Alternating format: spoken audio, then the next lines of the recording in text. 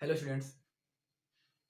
तो हम class 10th chapter 3 pair of linear equations exercise 3.2 exercise 3.2 के क्वेश्चंस को डिस्कस कर रहे थे। Question number first, second, third, ये 3 पार्ट हो गए थे। मैंने आपको होमवर्क दिया था, आपने सॉल्व भी किया होगा और चीजें आई भी होंगी। 3 कंडीशंस ऐसे थे जो मैंने आपको बताए थे। ठीक है, पहला था a1 अपॉन में a2 is not equal to b1 upon में b2। सेकंड था a1 अपॉन में a2 is equal to b1 upon में b2 is equal to c1 upon में c2। एंड लास्ट था a1 अपॉन में a2 is equal to b1 upon में b2 is not equal to c1 upon में c2। ये 3 conditions थे।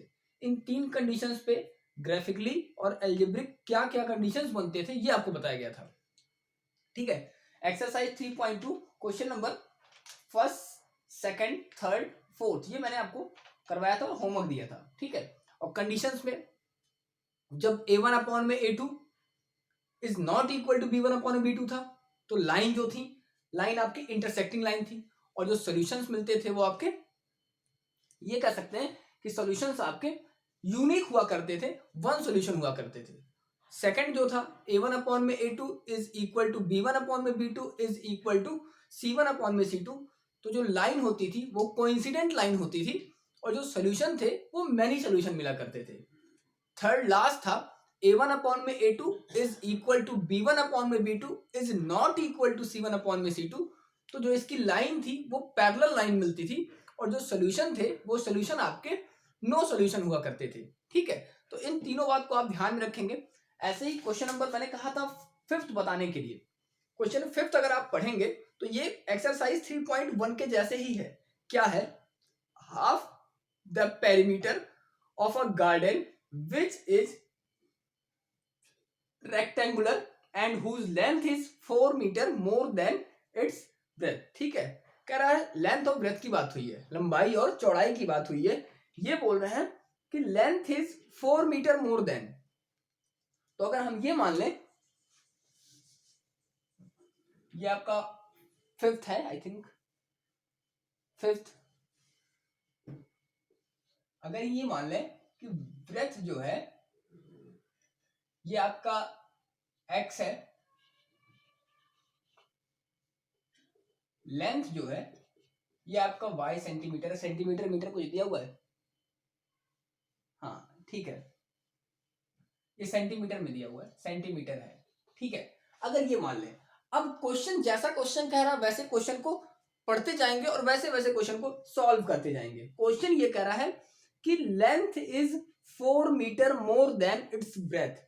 Length is, length means y is 4 metre more than its breadth. ठीक है,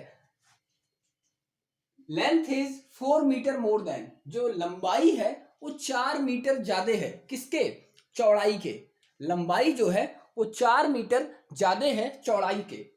फिर मैं बात कर रहा हूं, लंबाई जो है वो 4 मीटर मोर देन, 4 मीटर ज्यादा है चौड़ाई के। तो लंबाई और चौड़ाई, लेंथ और ब्रेथ दोनों इक्वल कब होंगे? जब इसमें भी 4 मीटर ज्यादा हो जाएगा।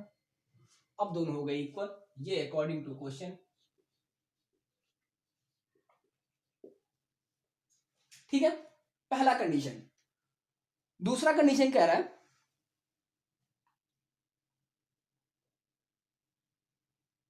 Half the perimeter of a garden which is rectangular. Perimeter जो है वो हाफ है, तो पेरीमीटर क्या होता है किसी रेक्टेंगल का? 2 ब्रैकेट में l प्लस बी। तो अगर 2 ब्रैकेट में l प्लस बी होता है तो ये बोला है हाफ है, ये क्या हो जाएगा? 1 अपॉन में 2 ब्रैकेट में 2l प्लस बी। ठीक, ये पेरीमीटर दिया हुआ है 36, 36 आई थिंक 36 है, 36 इज इक्वल टू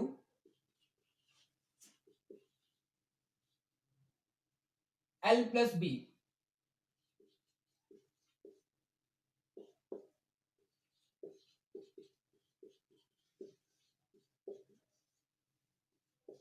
दो इक्वेशन मिल गए। ठीक है, एक्स वाई के फॉर्म में मिल गया दो इक्वेशन। अब इन दोनों इक्वेशन को आप ग्राफ पे रिप्रेजेंट कर दो, ठीक है, आपकी एक्स वाई वैल्यू निकल के आ जाएगी। ठीक है, आप इनको ग्राफ पे रिप्रेजेंट करना और ग्राफ पे देखना कि चीजें कैसे आती हैं। डायमेंशन पूछ रहे हैं, ठीक, इसको ग्राफ पे आप रिप्रेजेंट कर देना। ठीक, अब अगला क्वेश्चन जो मैं आपको एक दो और हिंट दे रहा हूं, वो क्वेश्चन कैसे हैं उसको ध्यान दीजिएगा। एक कह रहा है given the linear equation 2x plus 3y minus 8।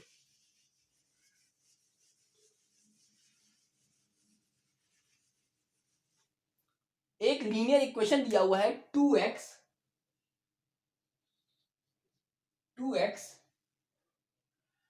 Plus 3y minus 8 plus 3y minus 8 is equal to 0।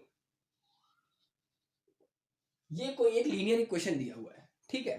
अब इस लीनियर इक्वेशन के थ्रू ही हमें 3 से 4 कंडीशंस अगर गिवन हो, ठीक है, कह रहा दूसरा लीनियर इक्वेशन बताइए जिसको ज्योमेट्रिकली रिप्रेजेंट करने पर वो क्या क्या फॉर्म करता हो। पहला इंटरसेक्टिंग लाइन, दूसरा पैरेलल, तीसरा कोइंसिडेंट। पहला intersecting line, second parallel line and third है कोइंसिडेंट लाइन। ये 3 रिप्रेजेंट करता हो, ठीक है। चलिए, अब इंटरसेक्टिंग लाइन अगर है, पहला इंटरसेक्टिंग लाइन है, अगर इंटरसेक्टिंग लाइन है तो हमें इंटरसेक्टिंग लाइन की कंडीशंस पता होना चाहिए कि इंटरसेक्टिंग लाइन का कंडीशन क्या बनेगा। तो इंटरसेक्टिंग लाइन का कंडीशन ये हुआ करता था कि a1 अपॉन में a2 is not equal to b1 upon में b2। क्लियर, a1 अपॉन में a2 is not equal to b1 upon में b2। मतलब अगला इक्वेशन जो हम लिखेंगे वो ऐसा लिखेंगे कि इनका रेशियो जो है वो इक्वल ना हो, ना इक्वल आए रेशियो, हम कुछ ऐसे ही इक्वेशन को लिखेंगे, ठीक है। a1 अपॉन में a2 अगर मैं यहां पे 4x लिख दूं प्लस यहां पे मैं 5y लिख दूं माइनस 3 इज इक्वल टू 0। अब आप यहां से वैल्यू फाइंड आउट कीजिए तो 2 अपॉन में 4 is not equal to 3 upon में 5, ठीक है। तो ये जो लाइन बन गई, ये लाइन कैसी होगी, इंटरसेक्टिंग लाइन होगी। ऐसे ही पैरेलल के लिए क्या कंडीशन बनता है और ऐसे ही कोइंसिडेंट के लिए क्या कंडीशन बनता है, ठीक है। तो जब पैरेलल की बात आएगी तो आप क्या लिखोगे कि a1 अपॉन में a2 is equal to b1 upon में b2 हो जाए, बट नॉट इक्वल रहे c1 अपॉन में c2 के। और जब कोइंसिडेंट की बात आएगी तो a1 अपॉन में a2 is equal to b1 upon में b2 is equal to c1 upon में c2 कर दोगे, ठीक है। तो ऐसे कुछ बातें थी जो कि आपको a1 अपॉन में a2 की चीजें याद रखनी थी, ये रिलेशन इनके रेशियो के बीच का, ठीक है। बस इसको यहीं पे खत्म करते हैं। अब मैं कुछ और जो इसके आगे है इस चैप्टर में कुछ जो मोस्ट इंपॉर्टेंट चीजें हैं वो मैं आपको बताऊंगा, ठीक है। तो यहां से आप बातें थोड़ा ध्यान से और अच्छे से करते हुए चलेंगे।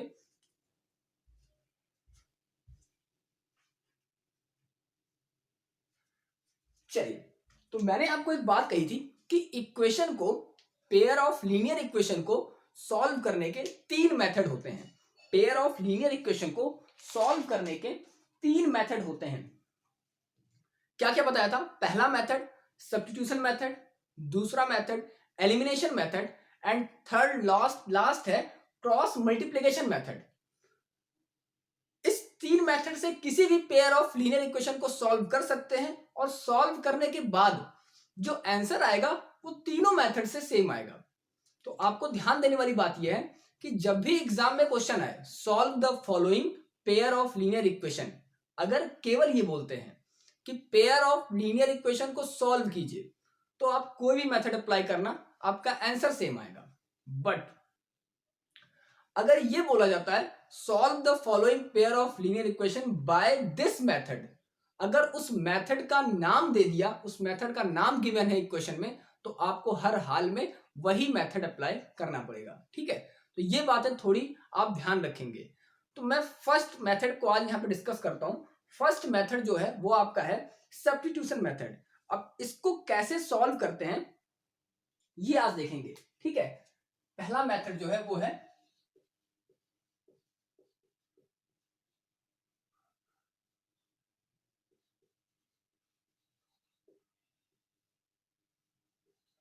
ये मेथड सब्स्टिट्यूशन मेथड है, ठीक है। सब्स्टिट्यूशन मेथड में इसमें करते ये हैं कि किसी एक वैल्यू को फाइंड आउट करके, एक्स वाई में से किसी एक वैल्यू को फाइंड आउट करके और दूसरे वाले इक्वेशन में उसको पुट करते हैं। मैं ऐसे आपको ओरल बोल रहा हूं, शायद समझ में ना आए, मैं एग्जांपल लेके चलूंगा, मे भी आपको समझ में आ जाए, ठीक है। मैं फर्स्ट एग्जांपल लेता हूं, क्वेश्चन फर्स्ट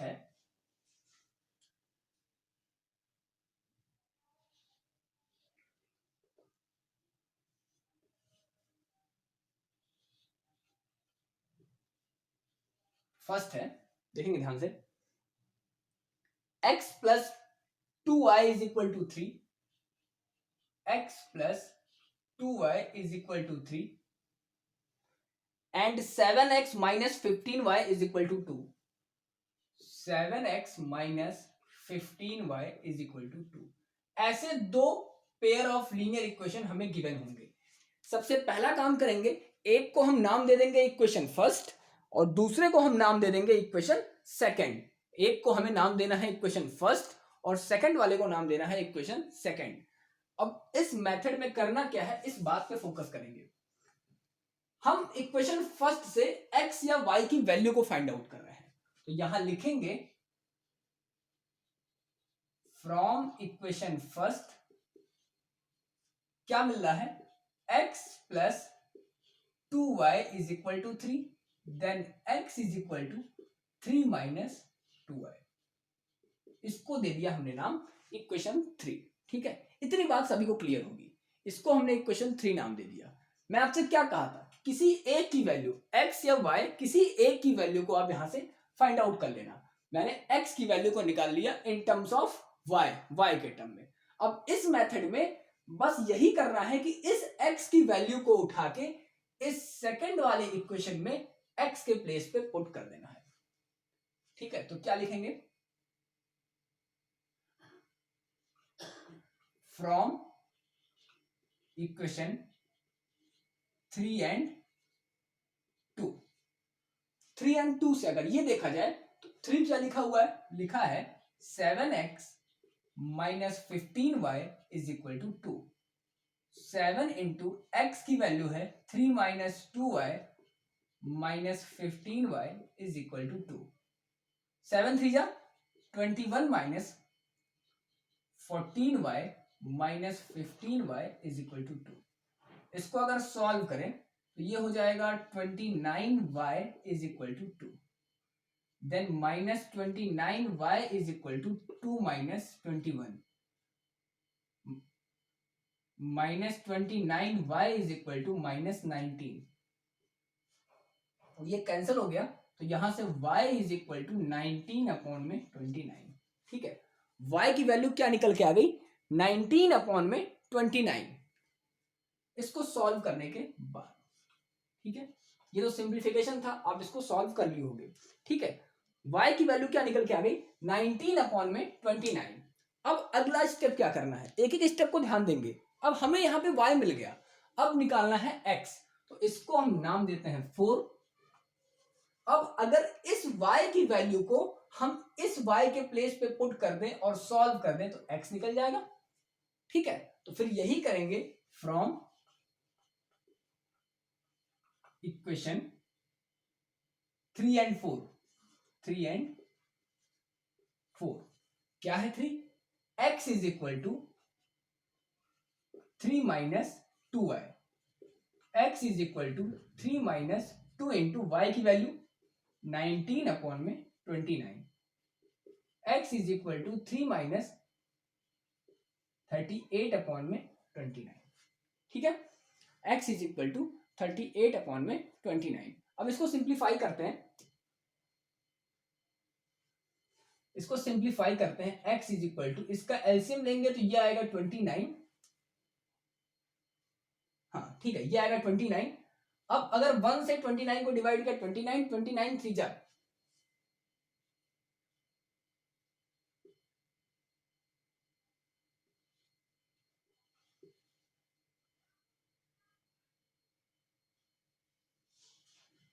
ठीक है, सही है मेरे ख्याल से, हाँ ठीक है। x is equal to 49 upon में 29। ठीक है, ये निकल के आ गया एक्स और वाई की वैल्यू। हमें यही एक्स वाई की वैल्यू फाइंड आउट करनी थी, किस मेथड से? इस सब्स्टिट्यूशन मेथड से। ठीक है, इस मेथड से हमने एक्स वाई की वैल्यू फाइंड आउट की। मैं एक बार और आपको रिवीजन करता हूं। सबसे पहले जो गिवन इक्वेशंस हैं दोनों, उनको नोट कर लेंगे। किसी भी एक इक्वेशन से, मैं ये नहीं कह रहा कि आप फर्स्ट को करो या सेकंड को करो, किसी भी एक इक्वेशन से आप x या y की कोई एक वैल्यू फाइंड आउट कर लेना इन टर्म्स ऑफ x या इन टर्म्स ऑफ y। ठीक है, मुझे यहां थोड़ा इजी लगा कि अगर मैं इक्वेशन फर्स्ट को ले लूं और x की वैल्यू निकालूं तो केवल y वाले टर्म्स को हमको ट्रांसफर करना है, माइनस कर दिया, हमें y मिल गया, इक्वेशन 3 हमने नाम दे दिया। अब जिसकी वैल्यू आप निकाले हो जिस वाले इक्वेशन से, उसको नहीं टच करना, सेकंड वाले इक्वेशन में उस वैल्यू को पुट करना है। तो हमने इस थर्ड वाले को फर्स्ट से निकाला है, तो फर्स्ट में नहीं सेकंड में हमने इसको पुट किया और सिंप्लीफाई किया, सॉल्व किया, मल्टीप्लाई किया, तो हमारी y की वैल्यू निकल के आ गई 19 अपॉन में 29। अब इस 19 अपॉन में 29 y की वैल्यू को हम कहीं पे भी किसी इक्वेशन में रख देंगे। तो मुझे फिर एक इजी दिखा कि यार अगर इन सब में रखते हैं तो कैलकुलेशन लेंदी हो जाएगा, फर्स्ट में भी रख सकते थे। ठीक है, बात वही होती, लेकिन हम यहाँ रखें कि x डायरेक्ट दिख रहा है, x इज इक्वल टू, केवल वैल्यू रखना है और हमें सॉल्व कर देना है। ठीक है, वैल्यू रखे, सॉल्व किए। मैं आपको एक हिंट दे दूं या बता दूं कि इस क्वेश्चंस में या ऐसे क्वेश्चंस में केवल और केवल जो मेन चीज होता है वो होता है आपका सिंप्लीफिकेशन। अगर आपको सिंप्लीफिकेशन आ रहा है, अगर आप चीजों को सिंप्लीफाई कर ले रहे हो, अगर आप चीजों को आसानी से सॉल्व कर ले रहे हो, ठीक है, ऐड सब्ट्रैक्ट माइनस फ्रैक्शन ये सब सॉल्व कर लेते हो, तो ऐसे क्वेश्चंस में कहीं कोई प्रॉब्लम नहीं होगी और फ्री के नंबर आपको एग्जाम में मिलते हैं। और क्वेश्चन 101% एग्जाम में आना ही आना है। ठीक है, तो इस वाले पूरे एक्सरसाइज यहां से 3.3 से मैं स्टार्ट कर रहा हूं, तो पूरे एक्सरसाइज को आप अच्छे से करना। ठीक है, अच्छे से पढ़िएगा, अच्छे से कीजिएगा। चलिए स्टार्ट करते हैं एक्सरसाइज 3.3। एक्सरसाइज 3.3। ठीक है, चलिए स्टार्ट करते हैं।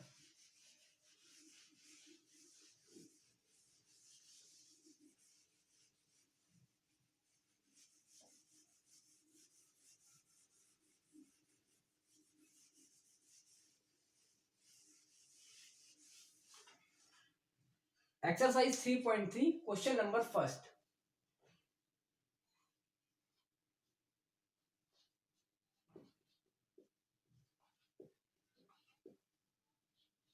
क्वेश्चन नंबर फर्स्ट क्या है question?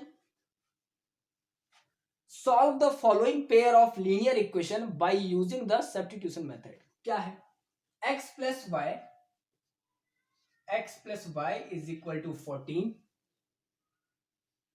x minus y is equal to 4, x minus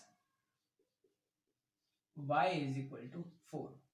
ये इक्वेशन फर्स्ट, ये इक्वेशन सेकंड। अब आपका जो मन करे, आपका मन करे फर्स्ट लेने के लिए, आपका मन करे सेकंड लेने के लिए, आपका मन करे x की वैल्यू को निकालने के लिए, आपका मन करे y की वैल्यू को निकालने के लिए, आपकी इच्छा है, आप फ्री हो, किसी की वैल्यू निकाल सकते हो। तो मैं यहाँ पे सेकंड को लेता हूं, लिया फ्रॉम इक्वेशन सेकंड। क्या है?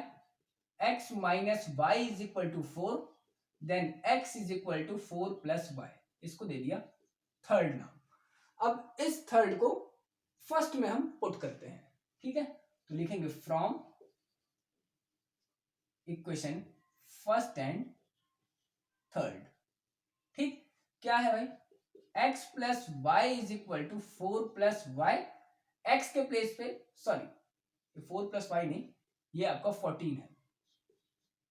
ठीक, x के प्लेस पे हम 4 प्लस वाई वैल्यू रखते हैं, is equal to 14, then y is equal to 14 minus 4, y is equal to 10। ठीक है, अगर वैल्यू को रखा गया और सॉल्व किया गया, एक्स वाई की वैल्यू,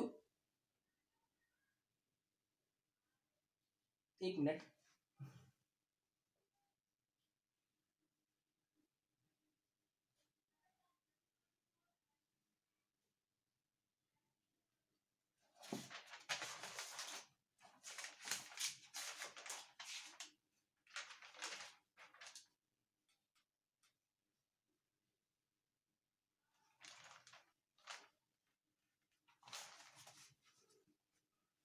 मैंने कहीं पे कुछ गलती तो नहीं की?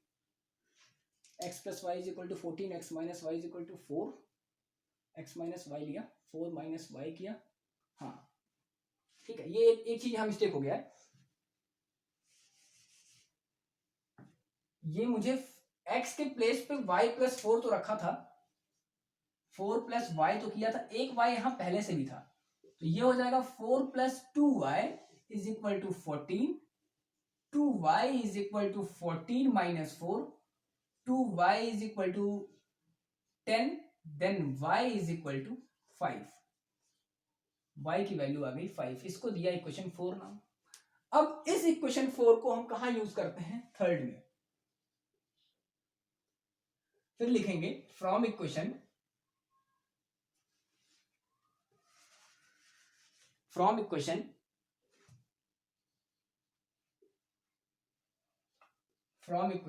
थर्ड एंड फोर्थ, केवल वैल्यू रखना है। ठीक है, क्या था?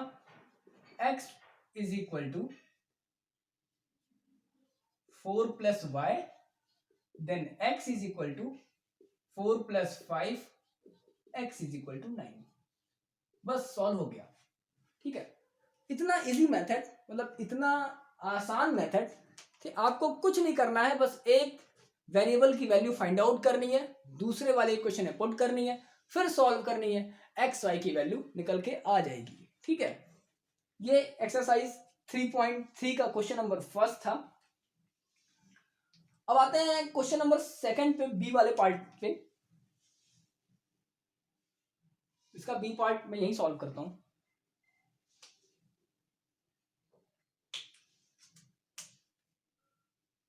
इसका सेकंड वाला पार्ट ये क्या है? s minus t is equal to 3,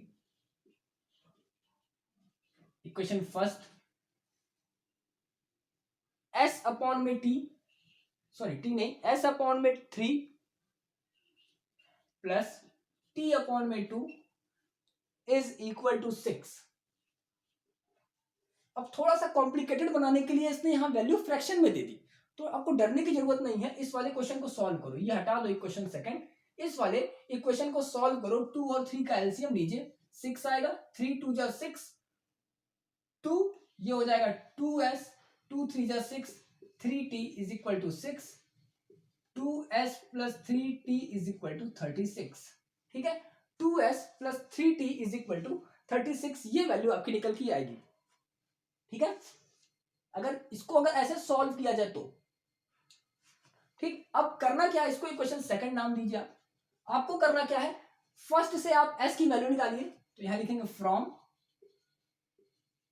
equation first s minus t is equal to 3, then s is equal to 3 plus t, equation third नाम दीजिए।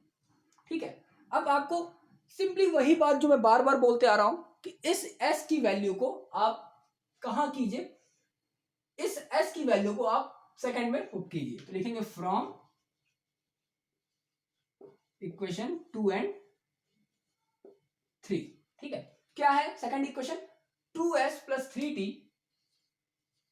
2s plus 3t is equal to 36। s की वैल्यू निकाला है 3 plus t, तो 2 3 plus t plus 3t is equal to 36, 6 plus 2t plus 3t is equal to 36, 6 plus 5t is equal to 36, 6 is equal to 36 minus, sorry 36 minus 6, क्या कर दिया, sorry एक minute,